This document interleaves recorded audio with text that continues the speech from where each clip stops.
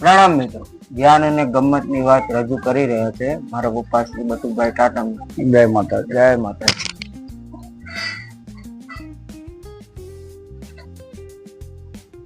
બેટા, આપણે આપણા ફળિયામાં જેવા દાણા નાખીએ ને એવા પક્ષી આવે.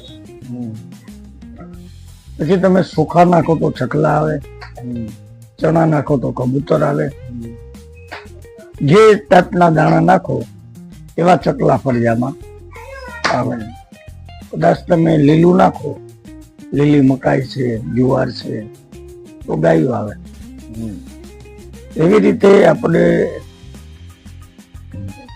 કેવા માણસો હારે બેસવું, કેવા માણસોને બેસાડવા, એવું સંગત થાય આપણે. એવી જ રીતે આપણા જીવનમાં પણ એવું છે બેટા કે જે કઈ આપણા કર્મ હોય એ કર્મનું ફળ આપણા સંતાનોમાં આવે.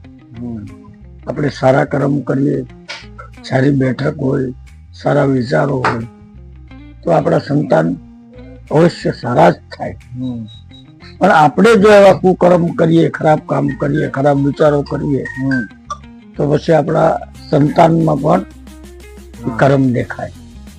મિત્રો, એટલે જ કીધું છે કે સોબત તેવી અસર, સંગત તેવી અસર. જય માતાજી. જય માતાજી. પ્લીઝ ચેનલને લાઈક કરો, શેર કરો, સબસ્ક્રાઈબ.